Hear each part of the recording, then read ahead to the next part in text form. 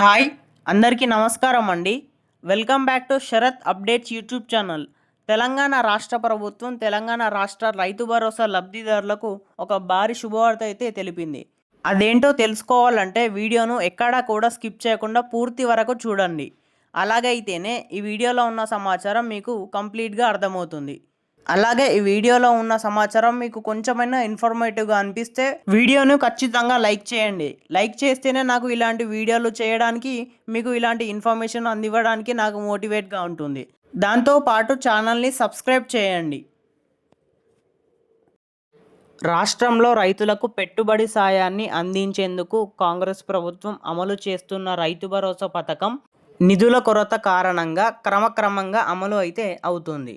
ఎకరాకు 6,000 చొప్పున చెల్లించే కార్యక్రమాన్ని జనవరి 26న లాంఛనంగా ప్రారంభించిన ప్రభుత్వం రైతుల భూమి విస్తీర్ణాన్ని బట్టి వారి ఖాతాల్లో పెట్టుబడి సాయాన్ని జమ చేస్తుంది.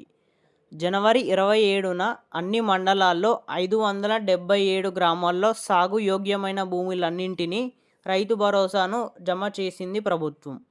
ఆ తరువాత 3 విడతల్లో కలిపి 3 ఎకరాల లోపు భూములు ఉన్నవారు 44,82,000 మంది రైతులకు చెందిన 58,13,000 ఎకరాలకు 3,487 కోట్లను జమ చేసింది. మార్చి నెల ఆఖరి నుండి ఇప్పటి వరకు మరో 1,500 కోట్ల మేరకు రైతు భరోసా డబ్బులు అయితే వారి ఖాతాలో జమ చేసింది. రాష్ట్ర ఖజానా పరిస్థితి, నిధుల లభ్యతను పరిగణలోకి తీసుకుంటూ ప్రభుత్వం ఇప్పటి వరకు రైతు ఖాతాల్లో 5,057 కోట్లను జమ చేసినట్టు ఓ ఉన్నతాధికారి తెలిపారు. ఈ లెక్కన 84,28,000 వరకు ఎకరాల్లో ప్రభుత్వం రైతు భరోసా నిధులు జమ చేసినట్టు తెలుస్తుంది. సుమారు 57 లక్షల మంది ఖాతాల్లో రైతు భరోసా డబ్బులు అయితే జమ అయినట్లు చెబుతున్నారు. మరి మిగతా వారికి ఎలా అంటే, ప్రభుత్వం ఇంకా సుమారు మరో 13 లక్షల మంది రైతులకు దాదాపు 4,000 కోట్ల వరకు చెల్లించాల్సిన పని అయితే ఉంది. ఖజానా నుంచి 2 నుంచి 3 రోజులకోసారి 100 కోట్లకు పైగా నిధులను రైతు భరోసా ఖాతాల్లో జమ చేస్తుండడంతో ఇప్పటి వరకు ఎన్ని ఎకరాల విస్తీర్ణం వరకు రైతు భరోసా నిధులు పడ్డాయనే ఖచ్చితత్వమైన సమాచారం అధికారుల వద్ద కూడా లేకపోవడంతో గమనార్హం ఏర్పడింది. అయితే గత ప్రభుత్వ హయాంలో రైతు బంధు కింద వచ్చిన నిధుల లెక్కలను బట్టి దాదాపు 5 ఎకరాల విస్తీర్ణం వరకు గల భూములకు రైతు భరోసా డబ్బులు అయితే జమ చేయనట్లు తెలుస్తుంది. 2024-25 ఆర్థిక సంవత్సరం ముగిసిన నేపథ్యంలో మిగతా వారికి ఏ సంవత్సరం పద్దు కింద పెట్టుబడి సాయం అందిస్తారనే విషయంపై స్పష్టత లేదు. మరి యాసంగి కోతలు మొదలైన తప్పని నిరీక్షణ. రాష్ట్రంలో యాసంగి కోతలు మొదలయ్యాయి. నల్గొండ, నిజామాబాద్, కామారెడ్డి జిల్లాల్లో ఏర్పాటు చేసిన 44 కొనుగోలు కేంద్రాల ద్వారా 183 మెట్రిక్ టన్నుల ధాన్యాన్ని మార్చి నెలాఖరు వరకు కొనుగోలు చేశారు. బుధవారం నుంచి కొనుగోలు కేంద్రాల సంఖ్య కూడా పెంచుతున్నారు. ఒకవైపు యాసంగి కోతలు మొదలై పంట చేతికి వస్తున్నప్పటికీ ఇంకా కూడా రైతు భరోసా డబ్బులు ఖాతాలో జమ కాకపోవడంతో రైతులు ఆందోళన చెందుతున్నారు. యాసంగి కోతలు పూర్తయితే జూన్ నుండి వానాకాలం పంట సాగు మొదలవుతుంది. ఇప్పటికే మరో 4,000 కోట్లు పెండింగ్లో ఉండగా వచ్చే వానాకాలం సాగుకు ఆర్థిక సాయం సకాలంలో అందే అవకాశాలు కష్టమేనని అభిప్రాయాలు వ్యక్తమవుతున్నాయి.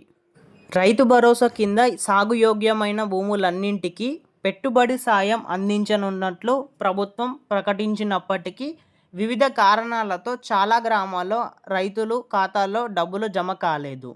రీసర్వే సెటిల్మెంట్ రిజిస్టర్లో ఉన్న భూ విస్తీర్ణం కన్నా రైతుల పాస్ పుస్తకాల్లో ఎక్కువ ఉంటే ఆ సర్వే నంబర్లోని రైతులకు డబ్బులు పడలేదు.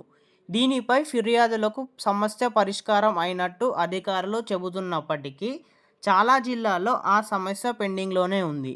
గత ప్రభుత్వ హయాంలో రైతు బంధు అధిక మొత్తంలో పెంపొందేందుకు కొందరు రైతులు రెవెన్యూ, వ్యవసాయ శాఖ అధికారులతో కలిసి భూ విస్తీర్ణాన్ని పెంచడమే అందుకు కారణమని, వ్యవసాయ భూముల్లో సొంత ఇల్లు ఉన్నవారికి కూడా ఆయా సర్వేల నంబర్లతో భూములు రైతు భరోసాకు మినహాయించారు. స్కూళ్ళు, కళాశాలలు, రైస్ మిల్లులు, కోళ్ల ఫారాలు వంటి వాణిజ్య కార్యకలాపాలు ఉన్న భూములు సర్వే నంబర్లతో పాటు వ్యవసాయం చేసే రైతులకు కూడా చాలా చోట్ల రైతు భరోసా డబ్బులు జమ కాలేదు. కొన్ని గ్రామాల్లో ఒక సర్వే నంబర్‌లో ఉన్న ఒక రైతు భరోసాకు సాయం అందితే పక్కనున్న మరో రైతుకు రైతు భరోసా డబ్బులు జమ కాలేదు. అలాగే భూ లావాదేవీలు కొత్తగా భూమి పట్టా అయిన పాస్ పుస్తకం వచ్చిన వారికి కూడా చాలా చోట్ల డబ్బులు జమ కాలేదు. ఇలాంటి మరెన్నో సమస్యలు ఎందుకొచ్చాయో తెలియాలని అధికారులు చెప్తున్నారు. రైతు భరోసా గురించి మరెన్నో ఇలాంటి వీడియోలు లేటెస్ట్ అప్డేట్స్ కావాలి అనుకుంటే ఛానల్ని సబ్స్క్రైబ్ చేయండి. సబ్స్క్రైబ్ చేస్తేనే నేను పెట్టిన వీడియో ద్వారా మీకు నోటిఫికేషన్ వస్తుంది. అలాగే వీడియోలో కొంచెమైనా ఇన్ఫర్మేటివ్గా అనిపిస్తే వీడియోని ఖచ్చితంగా షేర్ చేసి లైక్ చేయండి.